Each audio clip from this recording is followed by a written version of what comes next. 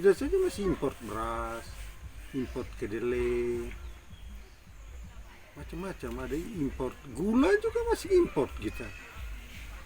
Jadi kalau pembangunan pertaniannya macet, kita juga macet.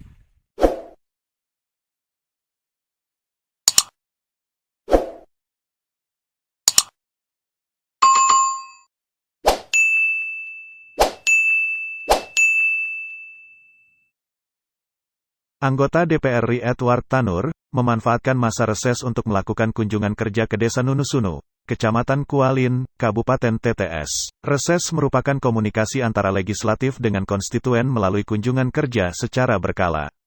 Kegiatan tersebut merupakan kewajiban anggota DPR atau DPRD untuk bertemu dengan konstituennya secara rutin pada setiap masa reses.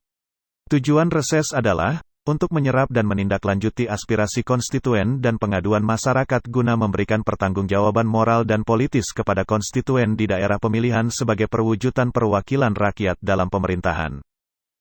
Salah satu sasaran kunjungannya adalah kelompok tani Manuke di Desa Nunusunu.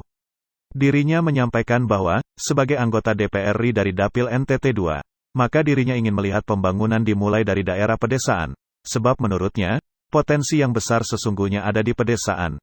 Memang dalam benak saya, kita harus lebih banyak membangun di daerah pedesaan. Karena potensi yang besar itu ada di pedesaan. Sumber pangan, sumber pakan itu ada di desa.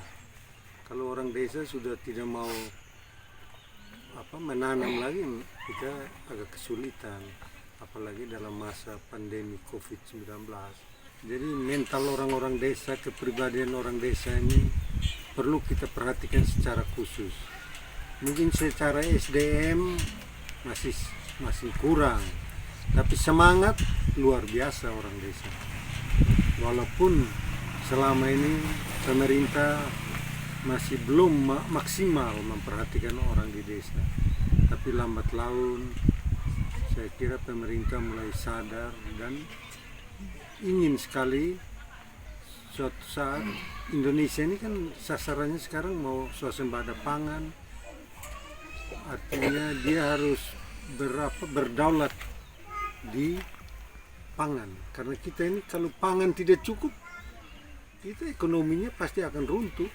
Kita saja masih import beras, import kedelai, macam-macam, ada import gula juga masih import kita. Jadi kalau pembangunan pertaniannya macet, kita juga macet. Sekarang banyak stunting itu berada di desa. Gagal tumbuh atau busung lapar itu. Sehingga sekarang program Kementerian Kelautan dan Perikanan KKP, Kementerian Pertanian, fokusnya semua ditujukan di desa. Desa kuat, negara kuat, rakyat sejahtera. Kalau untuk kali ini saya targetkan sekitar 10 titik. Hari ini saya sudah kunjungi 5 titik, besok 5 titik lagi. Nanti hari Minggu saya kembali, karena kita waktu kunjungan dapil ini hanya 3 hari.